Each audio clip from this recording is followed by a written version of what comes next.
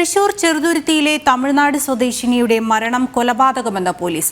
ചെറുതുരുത്തി കൊച്ചിൻ പാലത്തിന് സമീപം ബസ് സ്റ്റോപ്പിലാണ് സെൽവിയെ മരിച്ച നിലയിൽ കണ്ടെത്തിയത്.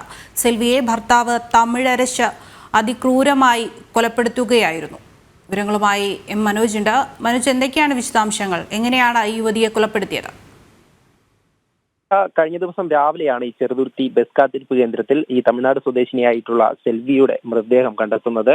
ഈ ചെറുതുരുത്തി കൊച്ചിൻ പാലത്തിന് സമീപം ഈ ഷാലിമാർ ഹോട്ടലിന് മുൻപിലുള്ള ബസ് സ്റ്റോപ്പിലാണ് ഈ മൃതദേഹം കണ്ടെത്തിയിട്ടുള്ളത്. ഇതിൽ ഭാര്യ ഭർത്താക്കന്മാരായ തമിഴ്നാട് ഈ സേലത്തിനടുത്ത് വിഴുപ്രം കള്ളക്കുറിച്ചി എന്ന് പറയുന്ന സ്ഥലത്തുള്ള അവിടെ താമസിച്ച് ഈ ചെറുതുരുത്തിയിൽ കുറച്ചു നാളായി തന്നെ താമസിച്ചുകൊണ്ട് ജോലി ചെയ്തു വരുന്ന ഈ സെൽവിയും അതോടൊപ്പം ഈ ഭർത്താവുമായി സ്ഥിരം വഴക്കുണ്ടാകുമെന്നാണ് നാട്ടുകാരൊക്കെ പറയുന്നത്. ഇതിൽ കഴിഞ്ഞ ദിവസം ഈ സെൽവി മരിച്ച വിവരം ഈ ഭർത്താവ് തമിഴരസൻ തന്നെയാണ് ഈ അവിടെയുള്ള രാഷ്ട്രീയ പ്രവർത്തകരെയൊക്കെ അറിയിക്കുന്നത്.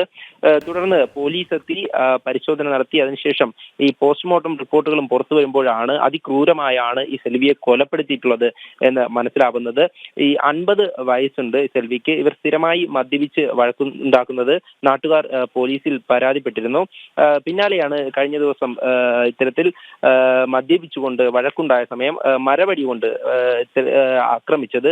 ഈ മരിച്ച സെൽവിയുടെ സ്വകാര്യ ഭാഗത്ത് ഉൾപ്പെടെ ഈ മരക്കപ്പ് കുത്തിയിറക്കിയിട്ടുണ്ട് എന്നാണ് ഈ പോസ്റ്റ്മോർട്ടം റിപ്പോർട്ടിലൂടെ ലഭിച്ചിരിക്കുന്ന വിവരം. ഇതിൽ തന്നെ കൃത്യമായും ഈ ആന്തരിക രക്തസ്രാവം എടുത്തു പറയുന്നുണ്ട്. അത് തന്നെയാണ് ഈ മരണകാരണം.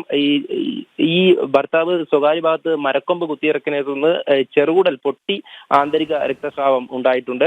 ഈ കൊച്ചിൻ പാലത്തിന് സമീപം വെച്ചിട്ടാണ് ഇത്തരം ഒരു സംഭവം ഉണ്ടാകുന്നത്. അവിടെ വെച്ചാണ് ആക്രമിച്ചത്.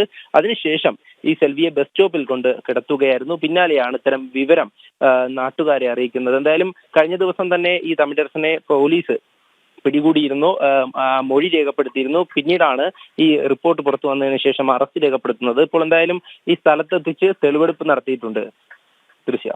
തൃശ്ശൂരിൽ നിന്ന് മനോജാണ് വിവരങ്ങൾ നൽകിയത്. തമിഴ്നാട് സ്വദേശിയായ യുവതിയുടെ മരണം കൊലപാതകമെന്നാണ് ഇപ്പോൾ പോലീസ് വ്യക്തമാക്കിയിരിക്കുന്നത്.